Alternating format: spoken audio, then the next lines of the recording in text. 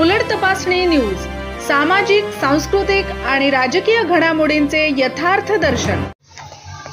2 वर्षांपूर्वी झालेल्या शेती संबंधातील वादाचा राग मनात ठेवून बैलास विषसदृश पावडर चारल्याची घटना देवळी येथील शेतशिवारात घडली असून याबाबत शेतकरी मोहन गोपाळराव टिपले यांनी स्थानिक पोलीस स्टेशनला तक्रार दाखल केली आहे।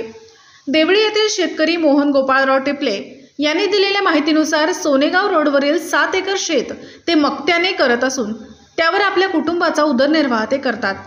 टिपले यांच्याकडे त्यांचे स्वमालकीची बैलजोडी असून दिनांक 19 सप्टेंबरला दुपारी 11 वाजताच्या दरम्यान ते मक्त्याने केलेल्या शेताच्या धुरावर आपल्या दोन्ही बैलांना घेऊन चारण्यासाठी गेले होते। दुपारी 12:30 वाजताच्या दरम्यान त्यांनी आपले दोन्ही बैल आशिष तिमांडे यांचे शेताच्या धुऱ्यावर बांधले होते।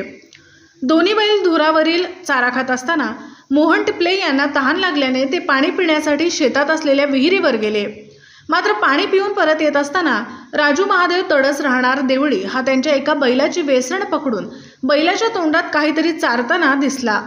त्यांनी धावत येऊन माझ्या बैलाला काय चारले अशी विचारणा राजू तडसला केली असता तो उडवाउडवीची उत्तरे देऊ लागला। विशेष म्हणजे राजू तडसच्या कपड्यावर पांढऱ्या पावडरचा डाग दिसल्याने मोहन टिपले यांनी सदर बैलाच्या तोंडात हात घालून बघितले असता त्यांना बैलाच्या तोंडात पांढऱ्या रंगाचे पावडर दिसले।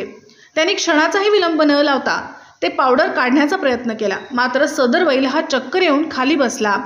तसेच बैलाने चारा खाणे बंद केले।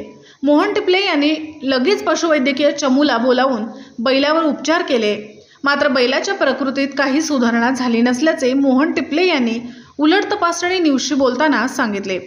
जुना वाद मनात ठेवून राजू महादेव तडस याने माझ्या बैलाला विषसदृश पावडर चारलेली असून त्यामुळे माझ्या बैलाची प्रकृती ढासळली असल्याचे मोहन टिपले यांचे म्हणणे आहे।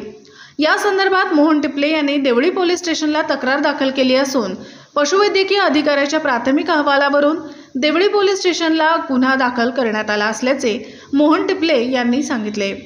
मुख्य प्राण्यांच्या जीवाशी खेळणाऱ्या आणि माझ्या बैलाला विषसदृश पावडर चारणाऱ्या राजू तडस यांच्यावर कारवाई करावी अशी मागणी मोहन टिपले यांनी केली आहे। पुढील तपास देवळी पोलीस करत आहेत। गणेश शेंडे, उलट तपासणी न्यूज, देवळी।